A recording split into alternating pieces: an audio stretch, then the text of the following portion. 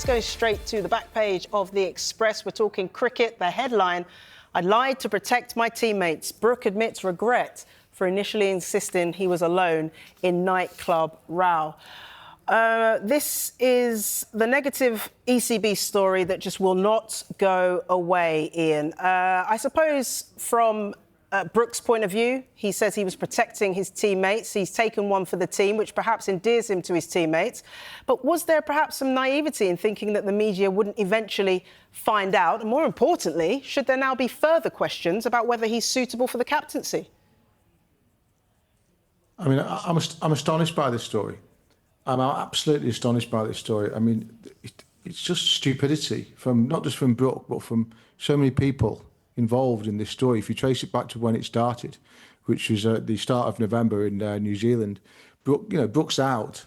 He's a captain of the white ball team. He's out the night before a game. By his own admission, in a quote, he says, "I wasn't leathered, but I'd had too many drinks." Okay, so he's had too much to drink. He's playing the next day as the captain. He's out. He gets into bother. There's no transparency. It's covered up. No one's told about it. And of course, as tends to be the way with these things, it eventually emerges, courtesy of some very good journalism from the Telegraph. So it emerges towards the end of the Ashes series, an Ashes series in which Brook has played and played poorly by his standards, played like a chump on many occasions, I have to say. And it becomes known. He apologises, and then he lies. Then he lies about it. Says that he was on his own when he wasn't. Now, you can talk about the motivation for it. Yeah, he's trying to protect two young teammates in Jacob Bethell and Josh Tongue. But the fact is, he's a captain. You can't lie, okay? And if people, and I'd love to know who knew about the lie as well as Harry Brook. Only he know about the lie, or do other people know about the lie? People around him, people at the ECB know about the lie. The fact is that you can't do it. His motivation might be excusable, trying to protect people, but you just can't do it. You cannot do it. Absolutely, there has to be a question about his captaincy, because he's over the line in so many ways and in so many different occasions during the whole of what has become a very, very sorry saga. I was one of the hundreds and thousands of people who are desperately disappointed by what happened in Australia, the way that England played in the Ashes. And now that we know some of the subplots that were rumbling along behind the scenes, is anybody really surprised? Mark, what's your take on this, particularly the ECB's handling of the situation? And, you know, there'll be many people out there thinking, well, if this was a football captain, he wouldn't have kept his job, would he?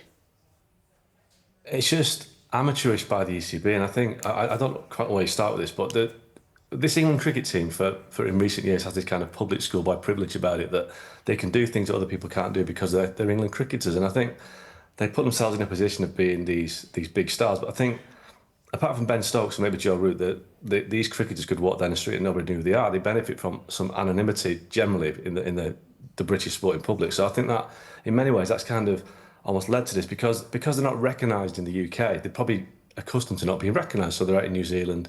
But obviously cricket fans who are on tour will see them there, and they just think they can get away with it. And it's so amateurish. It's so, they had this superiority complex, England cricket team. We saw with that, at the start of the Ashes tour, when they thought, no, we can do it our way. We'll turn up late. We'll not prepare properly. We'll get beat. It doesn't matter because we'll do it our way. We don't need to change. And now it's this, every other major sport, every other major athlete will not touch booze or alcohol when they're competing. A lot won't drink anyway. You go to the England football team, and most don't drink. I read a thing about Declan Rice saying the only time he's ever touched alcohol was just one sip after West Ham had won the Conference League. So these other sports, these other major sports are ultra professional now. And you wouldn't have, let's say Andy Murray was on a tennis tour. Would he go out a couple of nights before because he was bored and because he was feeling that he's got too much pressure and have a few beers? No, he wouldn't. Harry Kane wouldn't do it either. So why should cricketers do it and think it's normal? So I just think cricket needs to kind of drag itself out of the 1980s and put itself where it needs to be. If they want to be competitive and win things and get the respect of the public, act like the other sports are doing, like the footballers are doing, or the tennis players are doing, or the Formula One drivers are doing. These athletes that are ultra professional, and the cricketers are just like on the 3-month stag do. I understand where you're coming from there, Mark. On the other side of the story, though, cricket is slightly different to football in that they are away for so many months of the year. It's very tough on them, their families, their mental health. And there are times where they feel, Ian, that they just want to unwind. And if that's going out, if that's having a few drinks, that's how they're going to do it. Do you understand it from that perspective? I absolutely do, and I actually wasn't too upset with what happened in Noosa during the Ashes. They had the break between second and the third test, I think, and they had a few drinks, and we saw the Ben Duckett video, etc. I had a bit of sympathy with that. I don't think you can expect them to be away for 3-4 months without having a couple of nights where they wind down. But you've got to rein it in.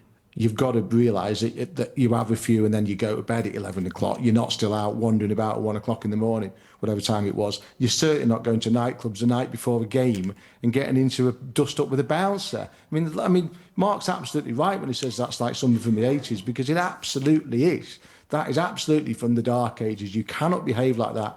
I absolutely understand what you say, Jess, about players being away, needing to unwind. You can't expect them to be in their rooms for 3 months solid. That's just ridiculous. But there's a time and a place, and there's also having a drink and then having too many drinks.